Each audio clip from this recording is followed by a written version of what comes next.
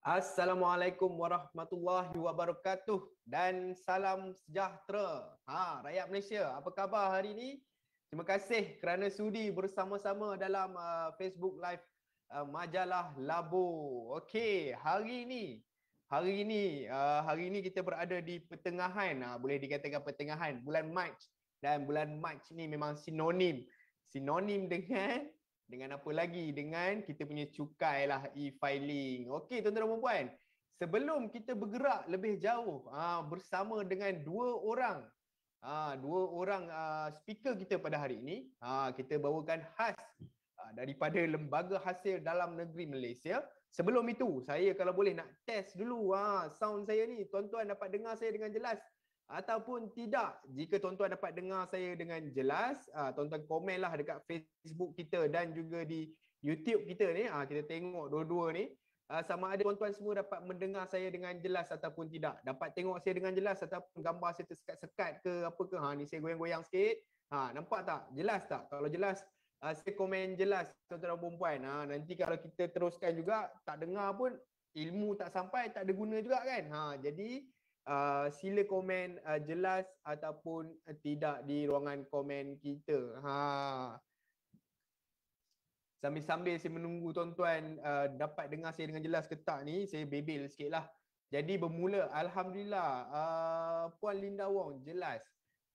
Jadi mungkin ada lagi yang mungkin jelas ke tak jelas ke, cuba komen sikit. Boleh 2-3 orang jelas, maknanya insya-Allah kita harapkan semua yang lain pun jelaslah dengan kita punya sesi live kita pada hari ini. Jadi hari ini kita akan berbicara tentang tajuk pelepasan cukai tahun 2021. Okey Tuan Ramzi, jelas. Alhamdulillah. Okey Tuan Ramzi, kalau boleh kongsikan kepada semua kawan-kawan anda. Mungkin ada yang tak tahu tentang pelepasan cukai, ada yang takut dengar LHDN je, dengar cukai je, aduh pening kepala lah, takkan gaji kita nak bayar tiba-tiba kan. Sebenarnya tak tuan-tuan dan puan. Nanti kita tengok dua speaker kita pada hari ini akan kongsikan kepada anda sama ada anda kena bayar cukai ke tak bayar cukai. Dia dua perkara berbeza. Declare cukai dan juga bayar cukai. Saya pun tak pasti betul ataupun tidak, tapi apa yang saya faham, declare cukai berbeza, bayar cukai berbeza. So tak semua orang yang declare kena bayar, tak semua orang yang bayar tu confirm lah dia declare cukai dia kan. So Tuan Syarzila, Assalamualaikum. Waalaikumsalam. Jelas sekali, Alhamdulillah. Baiklah tuan-tuan dan puan-puan, bulan Mac ni memang terkenal lah dengan kesibukan kita semua untuk isi e-filing oleh pembayar cukai lah. Jadi ramai yang risau bila nak buat e-filing ni, kita nak kena bayar bayar cukai yang tinggi sekiranya kita laporkan pendapatan kita, declare lah pendapatan kita kepada hasil, termasuk pendapatan yang diterima daripada pekerjaan sambilan. Pekerjaan sambilan ni sekarang ni ramai orang duk buat live dekat TikTok, jual bundle lah, jual dekat Shopee, barang-barang dekat Shopee lah, dan macam-macam lah. Online platform sekarang ni macam-macam. Bermula PKP hari tu, saya pun tu ada jual juga tuan-tuan dan puan, jual harum manis daripada Perlis tahun lepas. Kena declare juga ya tuan-tuan dan puan. Tapi adakah tuan-tuan semua tahu sama ada bila kita declare ni kita kena bayar cukai ataupun tak kena bayar cukai? Dah kena bayar tu, ada benda yang membuatkan cukai kita itu kita tak perlu bayar banyak pun. Mungkin pertamanya kita kena 1,000 tapi tiba-tiba kita cuma bayar RM50 ataupun RM100 je. Nak tahu lebih lanjut pasal ni, apa kata kalau kita jemput Encik Safawi bin Said, Eksekutif Hasil Kanan 1, dan turut bersama beliau adalah Puan Nurul Fatihah binti Suhaimi, Timbalan Pegawai Perhubungan Awam. Kedua-duanya ini adalah pegawai yang bertugas di Jabatan Operasi Cukai Lembaga Hasil Dalam Negeri Malaysia. Assalamualaikum Cik Safawi dan Puan Fatihah. Apa khabar? Assalamualaikum, khabar baik. Alhamdulillah. Terima kasih Majalah Labo. Kami ucapkan kepada dua orang. Kita tahu dia orang sibuk dengan kerja hakiki dia orang, tapi alhamdulillah hari ini dapat memberikan sedikit masa untuk bersama Majalah Labo berkongsi kepada rakyat Malaysia, kepada marhain di luar sini yang nak tahu berkenaan dengan pelepasan cukai 2021. Baiklah, saya rasa tanpa membuang masa lagi, saya nak persilakan Cik Safawi. Mungkin Cik Safawi boleh jelaskan sikitlah tentang topik kita hari ini, iaitu berkenaan dengan pelepasan cukai tahun 2021. Tapi Cik Safawi, sebelum tu, mungkin Cik Safawi dengan ringkas, kita dah bincang banyak kali dah berkenaan cukai ni, tapi mungkinlah mukadimah pada hari ini, Cik Safawi boleh terangkan sikit siapa yang kena bayar cukai ni. Mungkin tahun lepas gaji dia berapa, dia tak tahu pun tahun lepas dia kena bayar, dia kena declare cukai pada tahun ni. Jadi apa kriteria orang yang kena bayar cukai ni, dan bagaimana selepas tu bagaimana pembayar cukai kita ni boleh orang kata manfaatkan pelepasan cukai tahun 2021. Silakan Cik Safawi. Okay. Terima kasih Encik Anan. Okey, seperti yang disebutkan tadi lah, pertamanya kita kena tahulah jumlah pendapatan sebenar yang kita terima dalam tahun 2021, dan juga pendapatan apa yang kita terima. Jadi topik untuk kita pada hari ini, kita fokus kepada pendapatan penggajian sahaja. Jadi secara umumnya pendapatan yang diterima melebihi 34,000 dan juga sekiranya pekerja itu membuat potongan cukai bulanan ataupun PCB, adalah wajib untuk menghantar borang cukai pendapatan. Okay. Penghantaran borang cukai pendapatan ni tak semestinya dikenakan cukai. Sebab itu topik kita pada hari ini lah berkenaan dengan pelepasan. Jadi pelepasan ni sebenarnya satu perkara yang penting lah untuk kita dalam mengira cukai pendapatan. Kalau kita ambil directly 34,000 tu, basically untuk perkiraan cukai memang akan kena cukai lah 34,000 tu. Tapi kalau kita mengambil kira pelepasan-pelepasan dan juga rebate ataupun derma-derma yang kita sumbangkan tu, jadi jumlah cukai tu sama ada akan kurang ataupun mungkin tak ada kena langsung. Jadi tanggungjawab yang pertamanya mestilah submit borang cukai. Jadi untuk pendapatan penggajian yang tiada pendapatan penagihan, kena submit borang cukai ni selewat-lewatnya 30 April, iaitu bagi yang menggunakan borang manual ataupun 15 Mei bagi yang menggunakan e-filing. Jadi penentuan pendapatan itu pertamanya itu yang penting sekali lah. Yang kedua tu pelepasan apa yang layak untuk dituntut dalam borang cukai. Saya rasa itulah sebagai mukadimah untuk hari ini.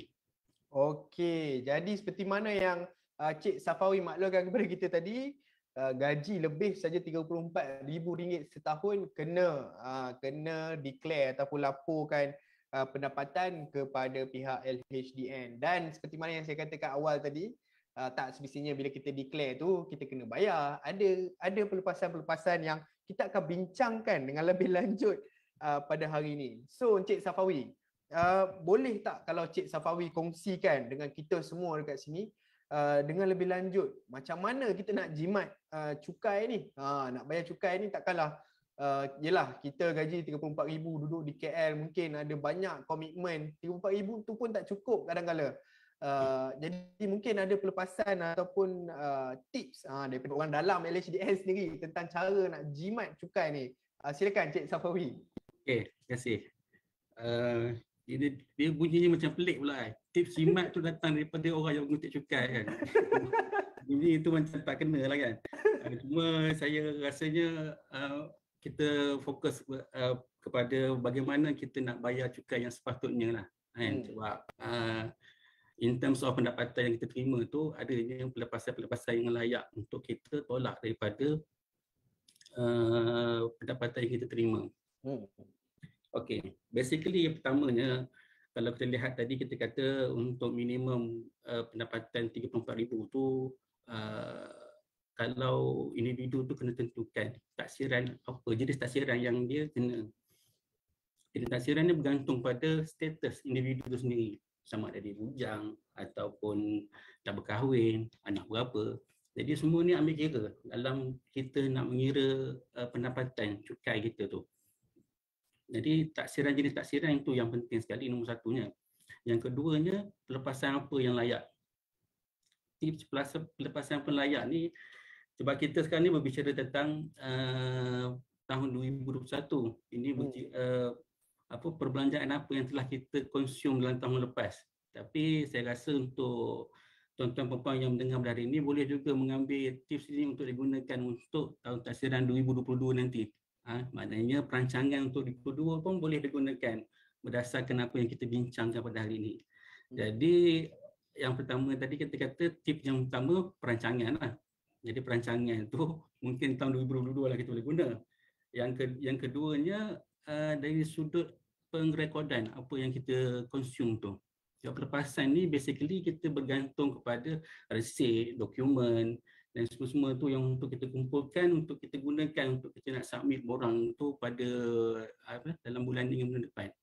Jadi tips yang kedua-dua tu pentinglah untuk kita tentukan bagaimana kita nak menggunakan peluang-peluang yang ada untuk kita dapat jimat cukai kita ataupun kata lain kita akan bayar cukai yang sepatutnya. Okey. Baiklah, terima kasih Cik Safawi. Mungkin kita beralih arah kepada Puan Fatihah pula. Jadi Puan, kenapa Cik Safawi terang tentang jenis taksiran ni? Kenapa jenis taksiran ni dia mempengaruhi cukai yang dikenakan? Jadi kalau orang tersalah pilih jenis taksiran ni, boleh kena cukai lagi tinggi ke? Macam mana? Mungkin Puan Fatihah boleh jelaskan tentang jenis taksiran ni supaya kita semua dapat pilih taksiran yang paling murah lah. Okey, terima kasih Encik Hanan. Seperti yang Cik Safawi terangkan tadi, pemilihan jenis taksiran tu amat penting kerana dia akan mempengaruhi cara bagaimana pelepasan itu boleh dituntut. Okey, kita ada 3 jenis taksiran. Yang pertama ialah taksiran bersama atas nama suami atau isteri. Yang kedua ialah taksiran berasingan. Dan yang ketiga ialah taksiran diri sendiri. Bagi taksiran bersama atas nama suami atau isteri, taksiran ini ialah bagi individu dan pasangan yang memilih untuk ditaksir bersama. Maksudnya dia menggabungkan kedua-dua pendapatan dia untuk ditaksir sekali. Dia ada syarat-syarat dia. Syarat yang pertama, suami dan isteri mestilah tinggal bersama di dalam tahun asas tersebut dan tidak berhenti tinggal bersama di dalam tahun asas tersebutlah. Contohnya sepanjang tahun 2021 mestilah tinggal bersama. Syarat yang kedua, mempunyai jumlah pendapatan untuk diagregatkan bersama dengan jumlah pendapatan pasangan. Syarat yang ketiga ialah suami dan isteri yang memilih taksiran bersama mestilah warga negara Malaysia jika tidak bermasyarakat. Dan yang keempat, pengagregatan jumlah pendapatan hanya boleh dibuat dengan seorang isteri saja. Oleh itu, jika isteri memilih taksiran bersama dan taksiran dikeluarkan di atas nama suami, isteri tidak perlu mengisi bahagian B9 hingga B21 iaitu bahagian pengiraan cukai pendapatan dan juga tidak perlu mengisi bahagian F iaitu bahagian pelepasan di dalam borang BE beliau. Begitu juga jika taksiran dilakukan bersama di atas nama suami isteri, suami tidak perlu mengisi bahagian berkenaan lah. I see. Sekejap, seterusnya ada taksiran berasingan. Yang ini adalah untuk individu dan pasangan yang memilih untuk ditaksir berasingan. Maksudnya suami akan melakukan pendapatan sendiri dan isteri melakukan pendapatan dia sendiri. Dan yang ketiga ialah taksiran diri sendiri. Ini ialah bagi isteri atau suami yang tiada punca pendapatan ataupun pendapatannya dikecualikan cukai. Taksiran sendiri juga ialah untuk individu yang bujang, janda, balu, duda ataupun falsi mati. Jadi saya sharekan sedikit tips untuk mengurangkan jumlah cukai yang kena dibayar bagi individu yang sudah berkahwin ataupun pasangan suami isteri. Kita syorkan untuk memilih taksiran berasingan. Ini adalah kerana jika memilih taksiran berasingan, setiap individu itu, setiap suami dan isteri akan dapat claim pelepasan diri sendiri sebanyak RM9,000. Berbanding jika pilih taksiran bersama, pelepasan bagi pasangan hanyalah sebanyak RM4,000 sahaja. Itu dia. Itu tips dia. Kalau jenis taksiran, kalau anda dah berpasangan, ambillah jenis taksiran berasingan. Dapatlah RM9,000 seorang. Jadi 2 orang dah RM18,000. Kalau bersama ni RM4,000 je. Beza banyak tu tuan-tuan dan puan-puan. Ini bukan saya cakap, ini adalah apa yang disampaikan secara terus oleh orang dalam LHDN sendiri, daripada Puan Fatihah kita ni. Cuma Puan mungkin ada soalan-soalan, ada soalan-soalan daripada kita punya penonton di Facebook dan juga di YouTube. Kalau ada soalan jangan risau, tuan-tuan banjirkan sahaja soalan-soalan dalam komen kita ni. Nanti kita banjirkan soalan-soalan tuan-tuan dan perempuan kepada kita punya 2 orang pegawai ni. Selagi ada masa, insya-Allah kita jawab soalan-soalan tu. Tapi sebelum tu saya nak tanyalah kepada Encik Safawi. Kita dah pilih jenis taksiran yang betul. Contohlah saya dah berkahwin, saya pun ambil berasingan, dapatlah seorang RM9,000 kan. Jadi apa pula yang boleh kita buat untuk optimumkan potongan seperti derma, tuntutan pelepasan dan rebat ni? Mungkin Cik Safawi boleh jelaskan kepada kita. Okey.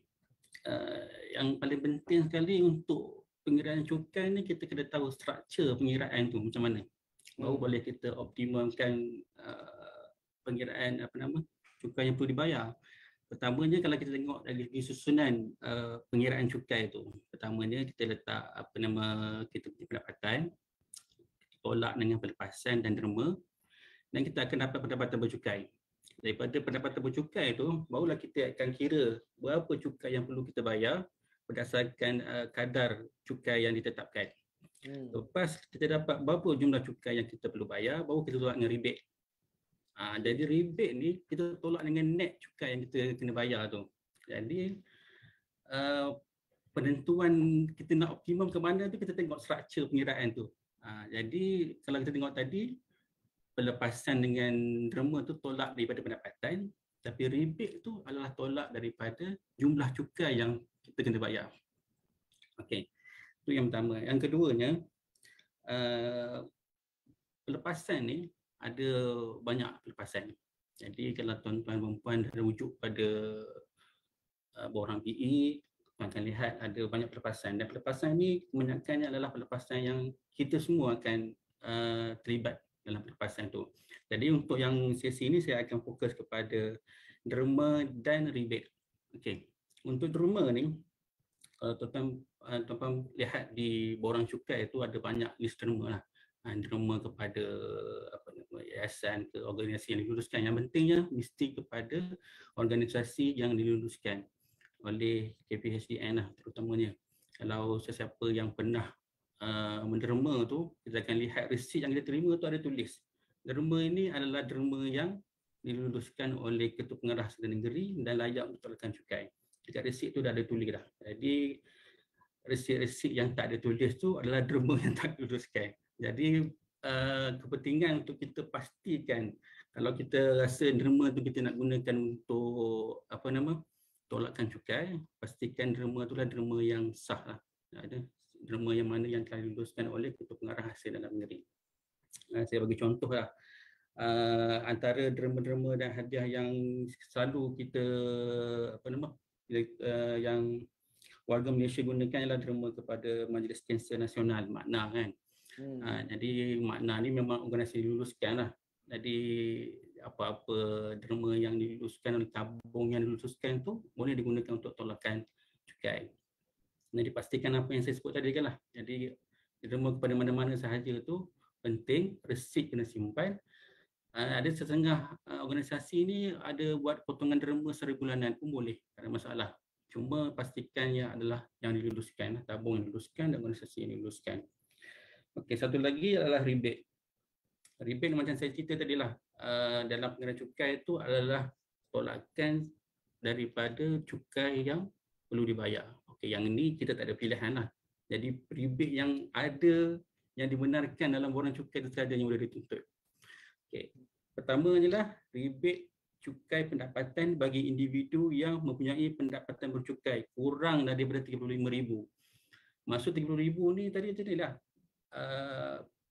pendapatan yang kita terima, tolak pelepasan derma tu, kita akan dapat pendapatan bercukai. Okey, kalau pendapatan bercukai ni kurang daripada 35,000, kita akan dapat rebate untuk diri sendiri sebanyak 400. Kalau kita buat taksiran bersama, 400 untuk diri sendiri dan untuk isteri tadi 400 juga dapat. Kalau kita combine ni campur tu akan dapat 800 lah. Itu nak cerita kelebihan taksiran bersama lah. Jadi ada juga rebate dekat situ untuk kelebihan. Okey, itu yang satu. Yang keduanya rebate, line-line rebate. Line-line rebate ni kita lihat ada dua jenis lah. Pertamanya zakat. Ini untuk yang beragama Islam sajalah. Zakat ataupun zakat fitrah. Dan yang keduanya levy pelepasan bagi perjalanan umrah atau perjalanan bagi tujuan ke agama lain. Jadi dalam borang ni, kalau kita lihat pada nota perdagangan, dia dah tetapkan berapa jumlah levy yang dibenarkan. Walaupun kita nampak amount tu tak besar, tapi jangan lupalah sebab rebate ni kita tolak daripada cukai pendapatan. Jadi kalau kita kena cukai 800, kita buat taksiran bersama dengan isteri, kita akan tolak 800, jadi otomatik tak kena cukai. Okey, faham. Cuma Cik Safawi, tadi Cik Safawi cakap berkenaan dengan derma tu kepada organisasi yang diluluskan seperti Makna. Tapi Cik Safawi, esok Jumaat kan, orang ramai pergi masjid sembahyang Jumaat, dibawa ada orang ni jenis suka derma dekat tabung masjid. RM50 setiap minggu dia pergi sembahyang Jumaat tu, dia selit RM50 dalam tabung masjid. Kalau yang macam tu tak boleh diberikan pelepasan cukai ke Cik Safawi? Yang tu tak dapat lah. Itu lillahi ta'ala sahaja. Okey. So tuan-tuan dan puan, untuk derma ini perlu melalui organisasi yang diluluskan oleh pihak LHDN. Bukan semua organisasi kita boleh bagi derma dan dapat rebate, dapat pelepasan cukai. Tetapi ada certain beberapa organisasi yang mendapat kelulusan daripada LHDN. Baiklah, Puan Fatihah, Cik Safawi dah cerita berkenaan dengan rebate, berkenaan dengan derma, pelepasan ni yang Cik Safawi dah maklumkan tadi. Tapi cukai kena dibayar juga, itu boleh dikurangkan apabila kita menuntut pelepasan cukai ketika mengisi e-filing. Jadi boleh Puan Fatihah kongsikan tak bersama dengan kita pada hari ini, apakah pelepasan-pelepasan yang selalu dituntut oleh pembayar cukai ketika mengisi e-filing. Tapi sebelum tu, saya nak maklumkan kepada Cik Safawi dan Puan Fatihah, kita memang betul-betul kena banjir dengan soalan di Facebook kita dan juga di YouTube kita. Tapi itu nanti kita akan jawab sesi Q&A nanti. Silakan Puan Fatihah. Okey, terima kasih. Okey, semenjak masuk musim e-filing ni memang kami hasil selalu menerima pertanyaan dari pembayar cukai, terutamanya tentang pelepasan ibu bapa, pelepasan gaya hidup, yuran taska anak berumur 6 tahun ke bawah, pelepasan anak dan juga pelepasan insurans nyawa dan KWSP. Untuk makluman semua, bagi tahun taksiran 2021 terdapat 26 jenis potongan individu yang kita benarkan sebagai pelepasan cukai. Senarai lengkap pelepasan cukai ini boleh didapati di portal rasmi hasil di www.hasil.gov.my. Di bahagian individu boleh cari pelepasan cukai. Jadi untuk sesi ini saya akan terangkan mengenai pelepasan bagi perbelanjaan rawatan, perubatan, keperluan khas dan penjaga untuk ibu bapa. Saya rasa soalan ni mungkin ramai juga orang tanya. Perbelanjaan ini dibenarkan potongan sehingga RM8,000.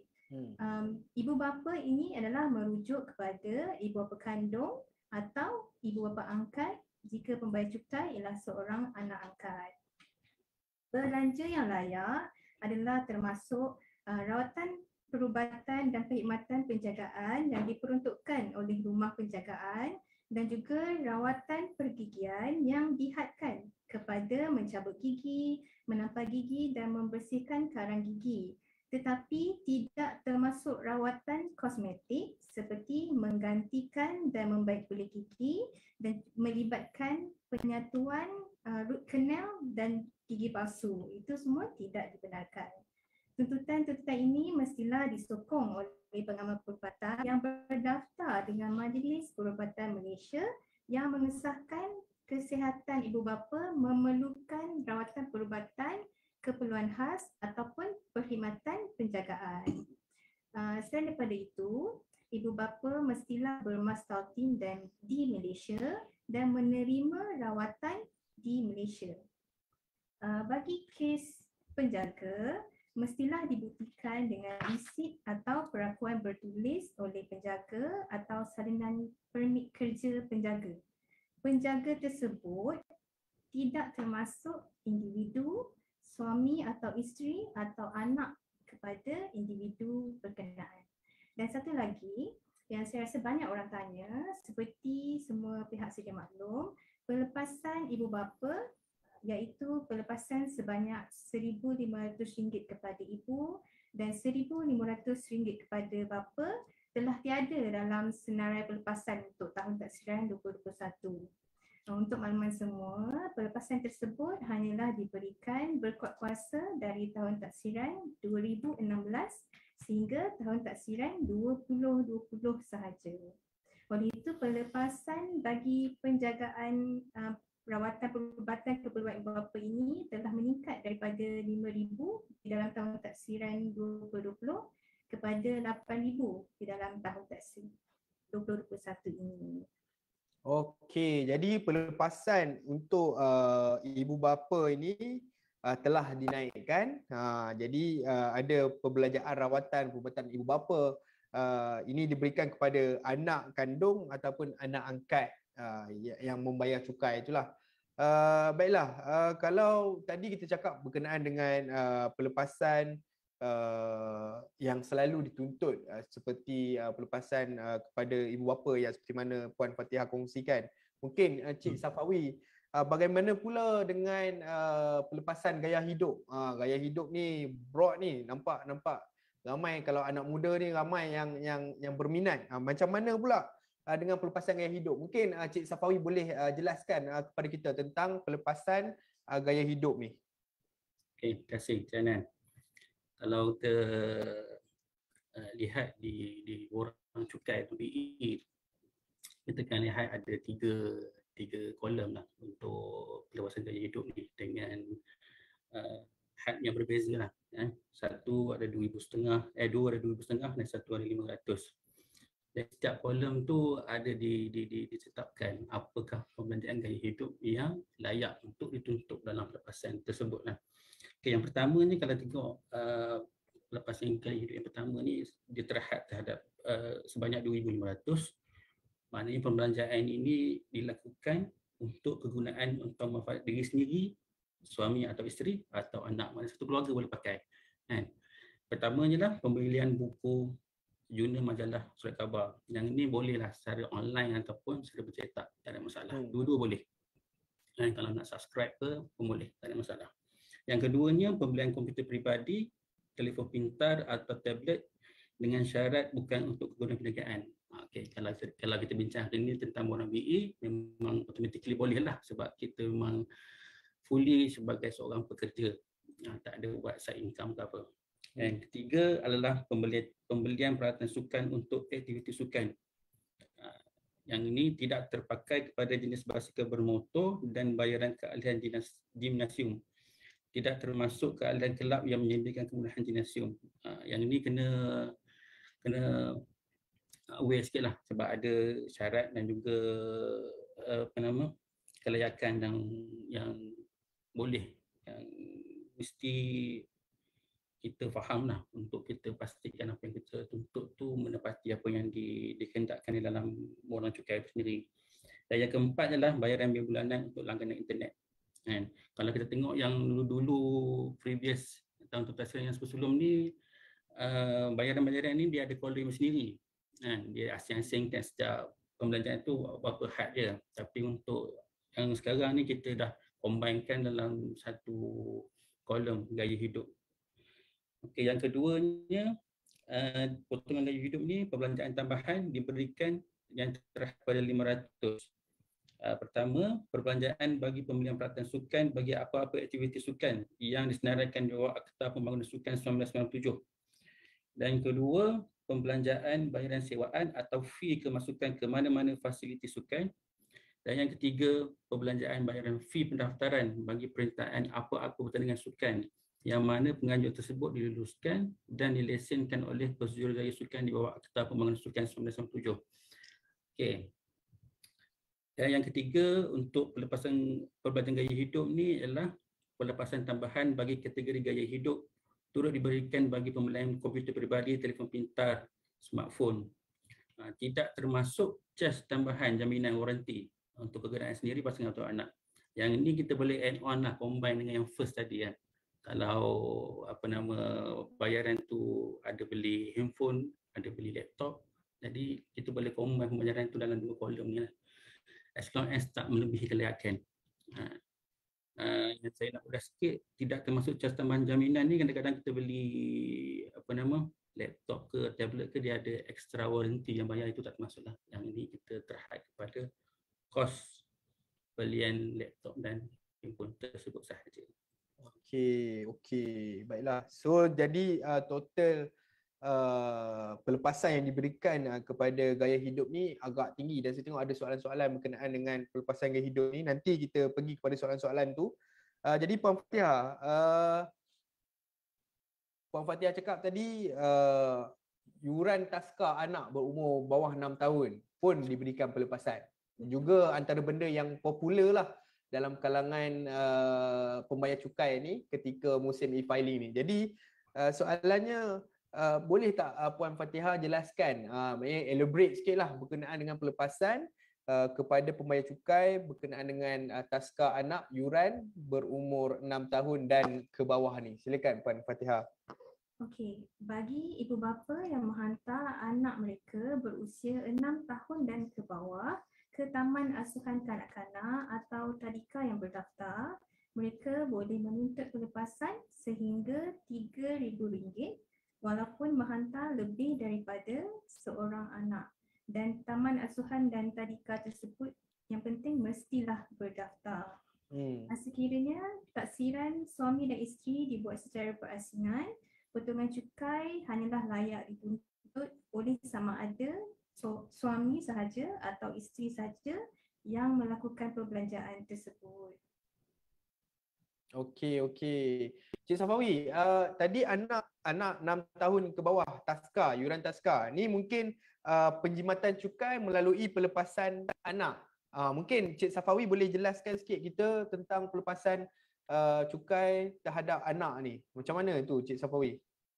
Okey, pertamanya nak beritahu lah, pelepasan ni istimewa kepada orang yang ada anak ni lah. Okey, jadi kelebihan dia, lagi banyak anak, lagi banyak tolakan pelepasan yang boleh dituntut. Okey. Macam kita lihat, kalau kita tengok dekat borang cukai tu, yang penting kita dah divide kategori anak mana yang kita boleh tolak. Okay, yang pertamanya ialah anak yang belum berkahwin dan berumur di bawah 18 tahun. Tolakannya lah boleh ditolak sebanyak RM2,000 untuk setiap seorang. Okay. Yang kedua, pelepasan sebanyak RM8,000 diberikan kepada anak yang belum berkahwin, berumur 18 tahun dan ke atas pada bila-bila masa dalam tahun semasa dengan syarat, syarat ni penting lah. Pertamanya mengikuti pengajian tinggi sepenuh masa. Yang ini tidak termasuk kursus matrikulasi, pra-ijazah ataupun A-level. Jadi pengajian ni boleh di mana-mana universiti, kolej ataupun institusi pelajaran yang serupa dengannya di Malaysia. Yang kedua, syarat kedua adalah berkhidmat di mana-mana satu ikatan artikel atau indenture untuk memperoleh kelayakan perdagangan atau profession di Malaysia, atau mengikuti kursus di peringkat ijazah dan ke atas di institusi pengajian tinggi luar negara. Okey. Satu lagi, kalau kita tengok dekat borang cukai tu, yang terbaru ni kita tengok adanya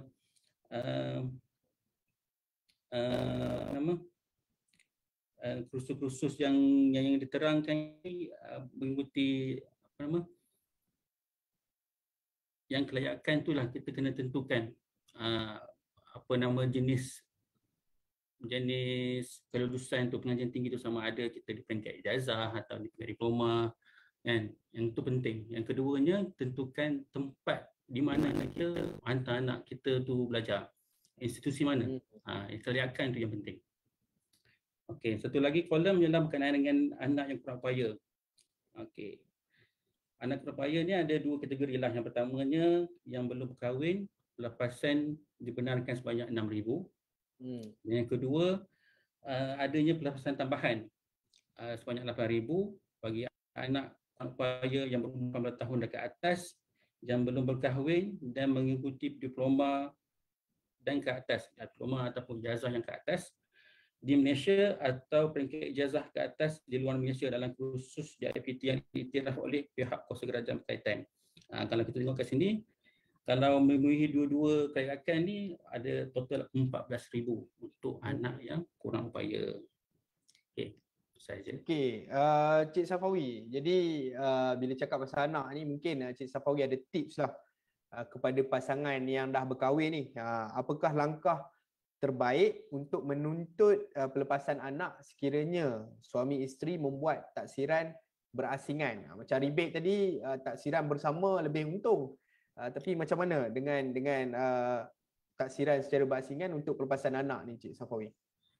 Okey, yang bila melibatkan taksiran berasingan ni dicadangkanlah untuk tuan-tuan dan puan untuk membuat pengiraan sebelum kita menuntut perbelanjaan anak ni. Maknanya isteri kena buat pengiraan sendiri, suami buat pengiraan sendiri. Kita tengok mana satu yang lebih menjimatkan.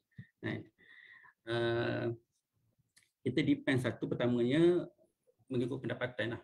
Kalau pendapatan si suami lebih tinggi, mungkin si suami boleh menuntut anak yang lebih, atau jika isteri dengan pendapatan kurang, mungkin tak perlu tuntut anak pun. Dengan pendapatan yang kurang tu menyebabkan tak kena cukai langsung. Jadi boleh bagi full semua anak kepada suami tuntut. Yang ni tuan-tuan dan perempuan kena buat calculation sendirilah. Kita tengok tax count tu mana yang lebih menjimatkan. Atau kalau kita nak tentukan siapa yang layak tu susahlah. Jadi kita kena tengok siapa yang lebih jimat, sebab bila melibatkan pendapatan yang lebih tinggi, struktur kadar cukai tu berbeza. Jadi dia akan kena percentage lebih tinggi. Jadi lebih jimat kalau kita bagi anak yang lebih ramai kepada siapa yang mempunyai pendapatan yang lebih tinggi. Jadi kena tengok yang mana yang lebih jimat. Jadi kena buat pengiraan dahulu sebelum submit. Saya ingat kalau siapa yang guna e-filing tu boleh try error lah. Dekat e-filing tu kita masukkan, tengok mana yang lebih memberi kesan cukai yang lebih signifikan lah.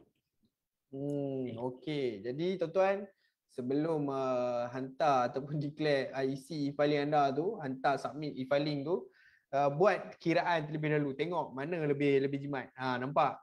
Walaupun LHDN yang kutip cukai kita, tapi dia persyorkan kepada kita untuk kita jimat. Cara kita nak jimatkan kos ataupun pembayaran cukai ni. Yalah, sebab kos sara hidup pun meningkat, ramai yang terjejas akibat COVID dan sebagainya. Jadi don't worry, jangan risau. Puan Fatihah, soalan berkenaan dengan insurans nyawa, takaful dan juga KWSP. Boleh Puan Fatihah jelaskan sikit berkenaan dengan perkara ni, pelepasan ini? Okey. Potongan sebagai pelepasan cukai hanya dibenarkan bagi bayaran premium, insurans nyawa atau caruman takaful atau polisi insurans nyawa yang menjamin nyawa individu itu, suami atau isteri atau isteri-isterinya sahaja. Bayaran premium insurans nyawa atau polisi yang menjamin nyawa anak adalah tidak dibenarkan. Di dalam untuk menuntut pelepasan insurans nyawa dan KWSP ini, dalam borang dia akan ada dua kategori, iaitu bagi kategori penjawat awam berpencen, pelepasan bayaran premium insurans nyawa atau caruman takaful adalah terhad kepada RM7,000 sahaja. Manakala kategori kedua ialah kategori selain penjawat awam berpencen, pelepasan bayaran premium insurans nyawa adalah terhad kepada RM3,000 dan pelepasan bagi caruman KWSP atau skim yang diluluskan adalah terhad kepada RM4,000. Jadi pelepasan keseluruhan bagi insurans nyawa dan KWSP ini adalah sebanyak RM7,000 sahaja. Okey, musim-musim COVID ni Puan Fatihah mungkin boleh kongsikan kita pula bagaimana pula dengan pemvaksinan. Sebab ada yang boleh vaksin sendiri semua tu kan. So mungkin Puan Fatihah boleh jelaskan tentang vaksin ini dan dia dikira sebagai pelepasan cukai. Silakan Puan. Okey, bagi belanja pemvaksinan, dia boleh dituntut di bawah kategori perbelanjaan perubatan. Di dalam kategori perbelanjaan perubatan juga terdapat belanja rawatan penyakit serius dan juga belanja rawatan kesuburan. Belanja yang boleh dituntut ialah sebagai pelepasan ialah belanja pemvaksinan ke atas diri sendiri, pasangan atau anak.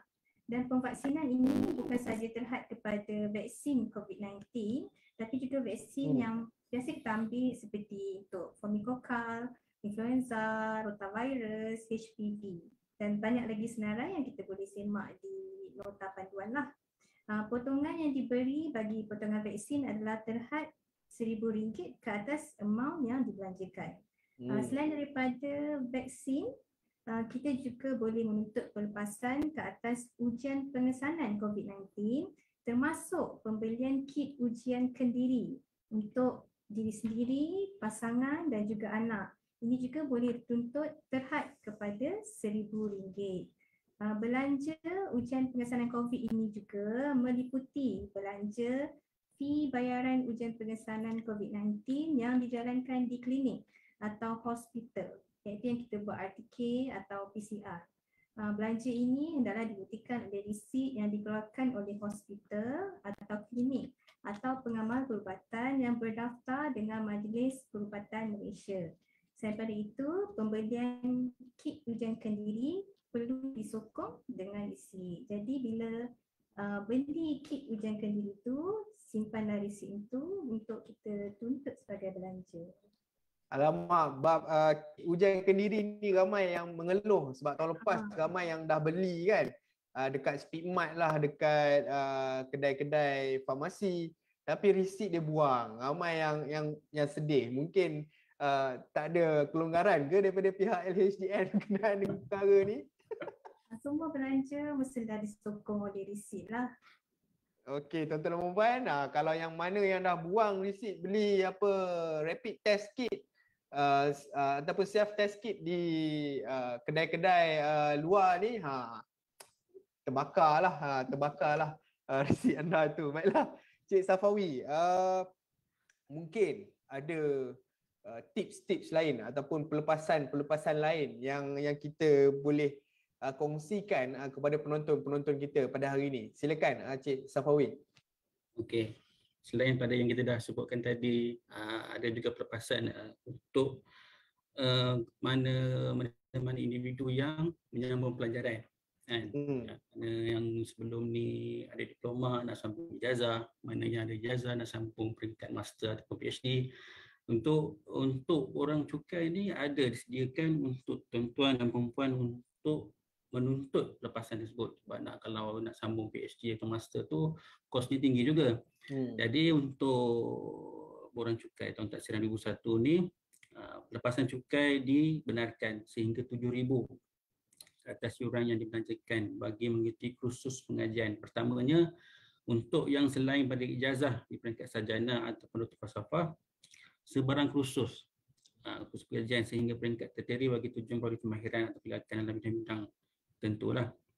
Yang ini diliskanlah untuk bidang-bidang yang ini, sama ada bidang undang-undang, perkawanan, kewangan Islam yang diluluskan oleh negara Malaysia atau Sudian Security Technical, Vocational Industry Scientific. Yang ini diminta untuk kita teliti dululah sama ada pengajian yang kita attend sekarang ni mengikuti kehendak yang ditetapkan untuk kategori 1 ni. Yang keduanya, ijazah di peringkat sarjana atau doktor falsafah. Yang ni sebarang kursus pengajian bagi tujuan memperoleh kemahiran atau kelayakan di mana-mana institusi tempatan atau badan profesional di Malaysia yang diiktiraf oleh Kerajaan Malaysia atau diluluskan oleh Menteri Kewangan. Okey, yang kategori kedua ni dia tak ada spesifik bidang apa, berbanding yang pertama tadi lah. Yang pertama tadi dia spesifik sama ada undang-undang, perkawanan dan lain-lain tu lah. Jadi yang ketiga adalah kursus peningkatan kemahiran atau kemajuan diri. Benarkan sebagai potongan di bawah kategori ini, di mana potongan sehingga 1000 dibenarkan ke atas apa-apa bidang kemahiran yang diiktiraf oleh Ketua Pengarah Pembangunan Kemahiran di bawah Akta Pembangunan Kemahiran Kebangsaan.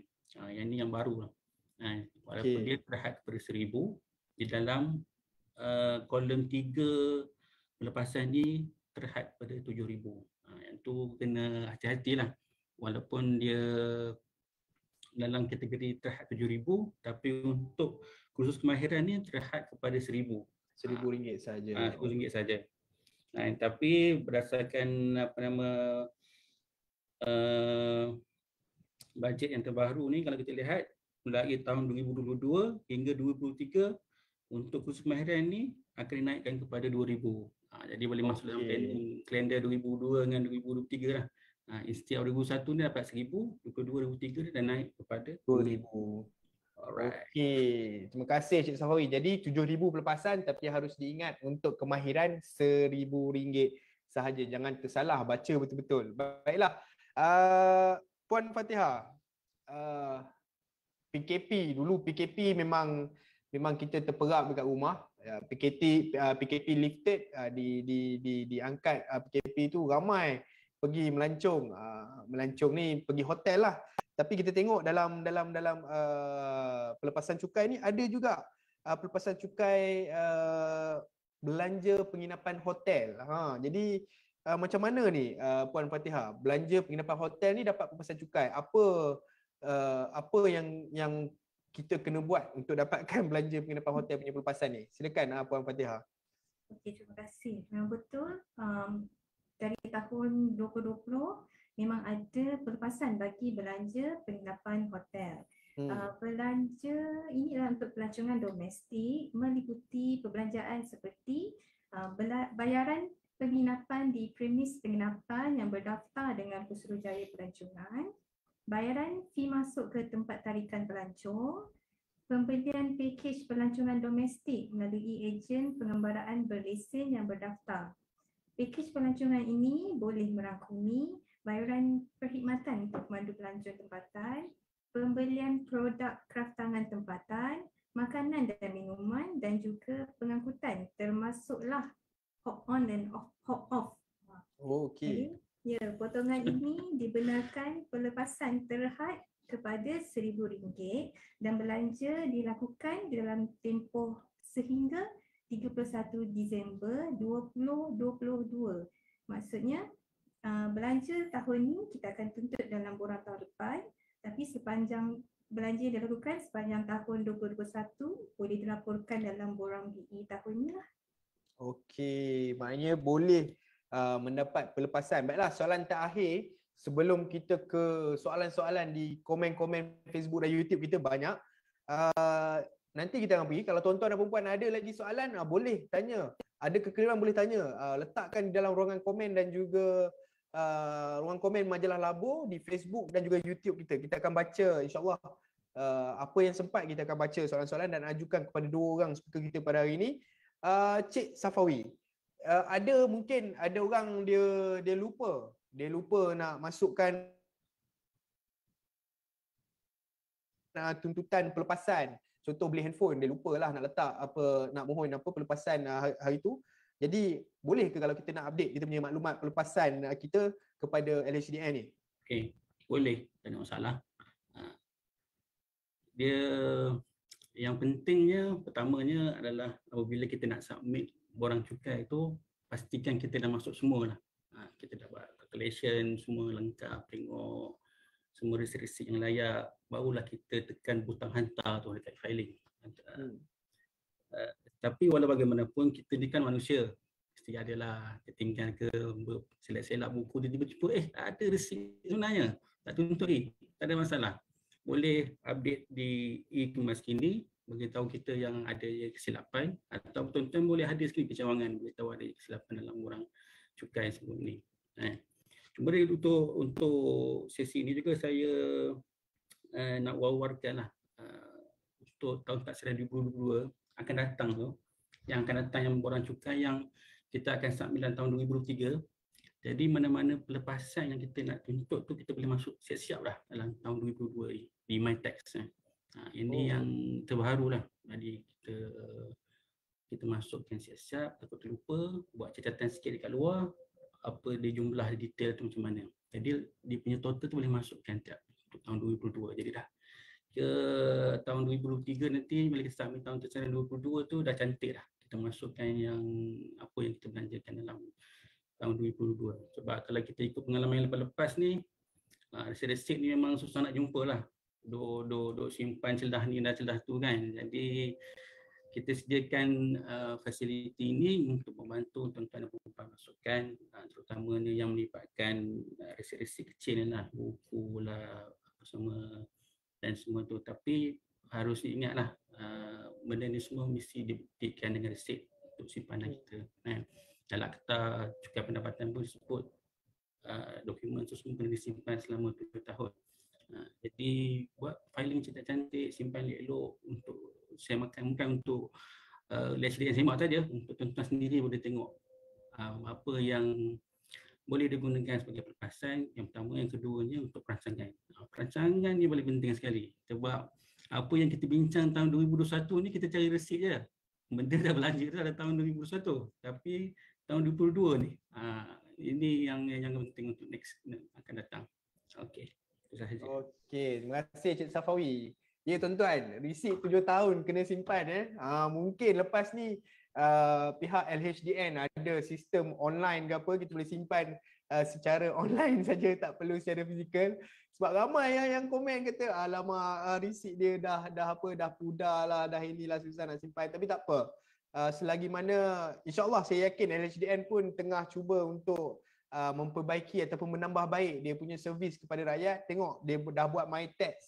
Untuk kita, kalau tak salah saya, MyTax ni boleh dapat pakai apps telefon juga ya tuan Cik Safawi.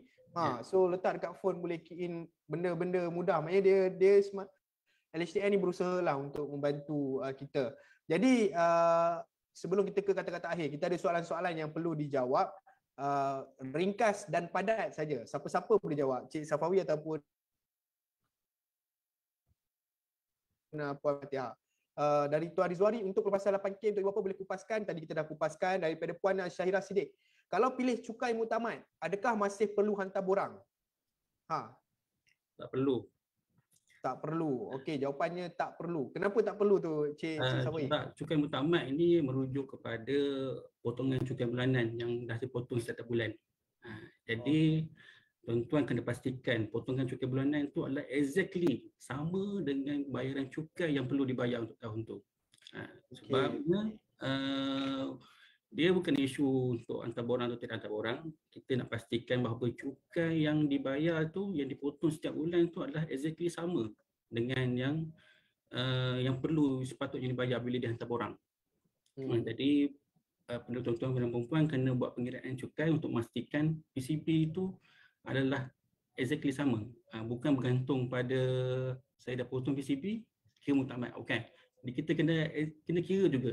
Kena kira berapa cukai yang patut dibayar, adakah sama dengan yang telah kita potong setiap bulan itu. Barulah dia kira muktamad. Okey. Alright, okey. Harap menjawab soalan Puan Syahirah. Jadi soalan seterusnya Puan Syazila Muhammad Haris. Saya ada soalan berkenaan dengan pemotongan zakat.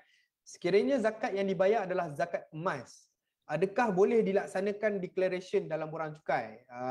Cik Safawi ataupun Puan Fatihah, zakat emas boleh declare ke dalam borang cukai? Boleh.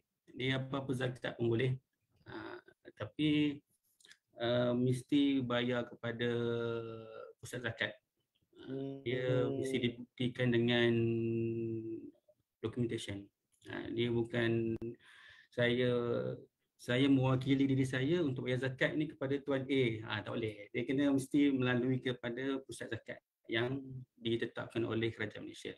Alright. Jadi bayar zakat kepada institusi ataupun badan yang diiktiraf oleh Kerajaan Malaysia. Soalan seterusnya dari Tuan Muhammad Arifin. Ni mungkin sebab dah dapat keluar 10,000 duit KWSP ni, dia pun tanya, adakah duit Citra Ailestari yang dikeluarkan dari KWSP perlu declare sebagai pendapatan dalam e-filing atau dikecualikan? Macam mana Cik Safawi, Puan Fatihah? Okey. Kita berbalik pada mula-mula kita sebut tadi. Mula-mula kita sebut tadi pendapatan yang kita nak declare ialah pendapatan gross. Kita punya pendapatan yang layak dikenakan cukai. Jadi KWSP tu kita potong daripada pendapatan asal tu. Jadi KWSP tu tak perlu declare sebagai income kerana income tu kita dah declare dah dalam borang cukai yang sebelum ni. Alhamdulillah. Jadi tak payah simpan 10,000 tu, boleh gunakan untuk keperluan anda yang lain. Seterusnya daripada Cik Syarul, pelepasan cukai taksiran 2021 kenapa untuk ibu bapa tak ada dan tak didetailkan? Itu Puan Fatihah dah jawab tadi, berkenaan dengan penambahan pelepasan kepada perubatan kalau tak salah saya. Betul Puan Fatihah? Betul.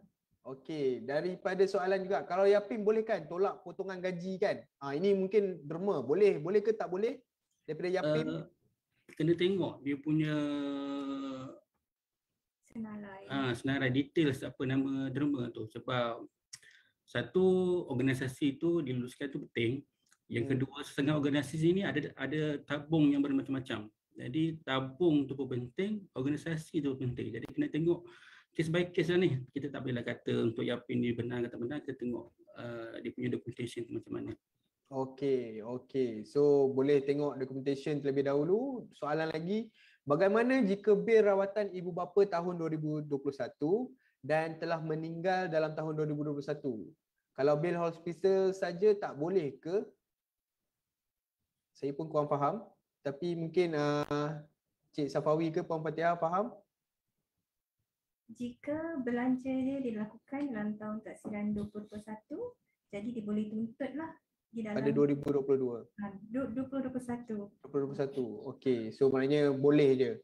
Di mana boleh dapatkan nota penerangan dekat website? Ni mungkin Puan Fatihah boleh jawab. Nota penerangan. Nota penerangan boleh didapatkan di bahagian muat turun borang, dan setiap borang ada nota penerangan dia lah. Jika nak nota penerangan untuk borang BE, boleh muat turun borang BE dan nota penerangan akan ada bersama. Okey, yang itu harap menjawab soalan Puan Syahira. Daripada Linda Wong, gaya hidup handphone bernilai 6,000 satu risik.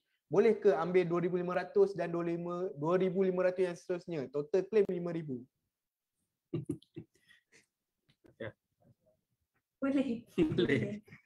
Boleh. Okey, boleh ya Puan Linda.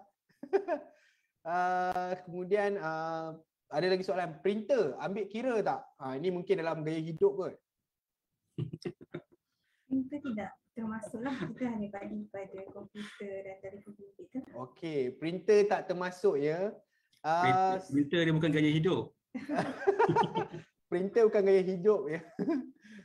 Anda kata beli iPad bersama iPad Pencil. Nak tumpang tanya, iPad Pencil dapat include tak? Cik Safawi, boleh ke tak boleh? Kita beli iPad ni mungkin satu gaya hidup. Dia tambah pula iPad Pencil. Boleh dapat dalam pelepasan gaya hidup tak, Cik Safawi? Okey. Kalau ikut penerangan kita bagi tadi, dia bukan compulsory kepada iPad tu. Jadi iPad sahaja. Pencil dia add on lah. iPad saja, aksesori tak boleh. Jadi nak mudah faham, dia kata benda tu saja, tak ada aksesori yang lain. Macam telefon pun kalau kita nak claim beli cover phone tu memang insya-Allah tak dapat lah kalau saya punya pemahaman. Baiklah, adakah ini mungkin berkaitan dengan pengajian pendidikan tadi ni? Adakah kelas-kelas online, dah COVID ni ramai dah pergi kos-kos online, seperti kelas di Coursera, Data Camp dan Udemy termasuk dalam kursus peningkatan kemahiran atau kemajuan diri untuk tax relief? Okey, yang tu kena refer kepada website yang saya sebutkan tadi. Kita sebut tadi yang diiktiraf oleh Ketua Pengarah Pembangunan Kemahiran di bawah Ketua Pembangunan Kemahiran Kemasaan. Itu kena refer di situ lah untuk kita tengok kursus-kursus mana yang layak. Jadi saya rasa kalau kita semak dekat website tu dah banyak kursus lah. Jadi kalau tuan-tuan dan puan-puan semak, kalau mendapati apa yang dinaiki tu tak ada masalah, boleh. Jadi Encik Tan Yik Hao boleh semak, kalau kelas-kelas online ni boleh semak di seperti mana yang Cik Safawi dah maklumkan tadi, dapat kelulusan ataupun tidak, ataupun diiktiraf oleh kerajaan ataupun tidak. Kemudian seterusnya soalan, saya rasa ini soalan terakhir lah kepada dua speaker kita pada hari ini. Adakah pembelian gadget yang dilakukan secara second hand shopping di mana Carousell boleh dikira pelepasan untuk gaya hidup tak? Kalau contohlah dia beli telefon ke, dia beli basikal second hand ke, boleh claim tak? Boleh, tak ada masalah. Boleh, tak ada masalah. Yang penting ada receipt. Itu saya terus jawabkan. Okey, jadi saya rasa itu saja. Saya rasa perkongsian hari ini sangat padat. Banyak maklumat-maklumat baru yang kita terima. Mungkin kita dapat tahu jenis pelepasan, tetapi secara detailnya telah diterangkan oleh Cik Safawi dan Puan Fatihah. Terima kasih banyak-banyak kerana sudi bersama. Mungkin kata-kata akhir daripada Cik Safawi terlebih dahulu, kata-kata akhir kepada penonton kita. Okey, yang pertamanya untuk cukai ni, pertamanya kena faham lah bagaimana kita untuk kena cukai. Itu yang paling penting. Kita kena faham apa itu cukai, apa itu cukai yang perlu dibayar, apa itu pelepasan, apa itu pendapatan yang perlu dilaporkan. Itu yang penting, yang pertama. Yang keduanya, perancangan. Kalau kita kira tentang tahun taksiran 2021 ni dah terlewat lah. Cuma kita boleh collect receipt je lah kan. Tapi perancangan untuk akan datang tu yang paling penting. Untuk kita nak memastikan yang kita bayar cukai yang sepatutnya.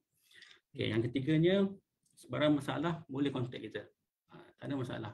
LHDN saya rasa terbuka lah untuk kita membuka peluang kepada tuan-tuan dan perempuan untuk menghubungi kita. Kita ada hasil line di 038911 1000 ataupun boleh gunakan hasil chat pun tak ada masalah. Yang keduanya, kita ada media sosial, ada Facebook, Instagram ataupun Twitter hasil. Dan yang ketiga, kita boleh layari kita punya portal hasil di www.hasil.gov.my. Ada pun masalah tanya. Jangan terpengaruh dengan caller-caller daripada scammer beritahu boleh call nombor ni untuk mendapatkan kedudukan cukai terkini. Yang itu pun penting juga untuk tuan-tuan pastikan yang telefon kita tu bukan orang yang sepatutnya lah kan. Sekarang kalau kita melihat banyak scammer ataupun daripada orang yang tidak sepatutnya telefon beritahu daripada LHDN. Jadi gunakanlah saluran yang dah disediakan tu untuk mendapatkan maklumat tentang percukaian diri sendiri ataupun untuk mendapatkan apa-apa info tentang cukai. Alright, terima kasih Cik Safawi. Puan Fatihah, kata-kata akhir kepada penonton kita. Mungkin saya boleh bagi sedikit pesanan. Kepada tuan-puan, sebaik saja anda mempunyai nombor cukai-cukai, anda adalah bertanggungjawab untuk melaporkan pendapatan kepada hasil, sama ada pendapatan itu dikenakan cukai atau tidak dikenakan cukai. Anda boleh menghantar borang nyata bagi tahun taksiran 2021 menggunakan e-filing. Bagi individu berpendapatan penggajian, boleh menghantar EBE mulai 1 Mac sehingga 30 April 2022. Bagi individu yang berpendapatan perniagaan, boleh menghantar EBE sehingga 30 Jun 2022.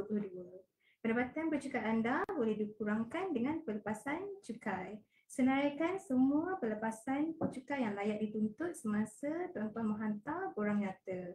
Pastikan anda lapor pendapatan anda menggunakan e-filing dan bayar cukai menerusi bayar hasil yang boleh dicapai melalui mytax.hasil.gov.my. Sebarang maklumat lanjut, tuan-tuan boleh merujuk pada portal hasil rasmi kami di www.hasil.gov.my. Alright, terima kasih Cik Safawi, terima kasih Puan Fatihah, tuan-tuan. Kalau ada masalah ataupun ada persoalan berkenaan dengan cukai ataupun ada orang telefon kata anda ada tunggakan cukai RM10,000, nak kena penjara, nak kena kontak balai polis dan sebagainya, itu semua scammer. Ada persoalan je, telefon terus kepada pihak LHDN. Jangan risau, dia orang akan angkat telefon anda dan jawab. Tak perlu risau nak kena penjara ke apa. InsyaAllah semua benda kita boleh bincang dengan LHDN. Dah beberapa kali sesi saya dengan LHDN, itu yang cuba ditekankan oleh LHDN. Dia orang bukannya nak penjarakan kita, dia orang cuma nak bantu kita uruskan percukaian kita dengan lebih baik. Baiklah tuan-tuan dan puan, terima kasih Cik Safawi, terima kasih Puan Fatihah, terima kasih LHDN kerana sudi bersama Majalah Labo dalam sesi live kali ini. InsyaAllah kalau ada masa dan ruang lagi, kita akan bersama lagi dengan pihak Lembaga Hasil Dalam Negeri Malaysia untuk membantu rakyat kita cakna berkenaan dengan percukaian. Baiklah, terima kasih kepada semua mereka yang bertanya. Saya mohon maaf segala kekhilafan ataupun segala kekurangan sepanjang mengendalikan sesi live ini. Saya mohon maaf banyak-banyak. Segala yang baik itu daripada Allah dan segala yang tidak baik itu adalah daripada kelemahan diri saya sendiri. Terima kasih. Kita jumpa lagi. Assalamualaikum warahmatullahi wabarakatuh.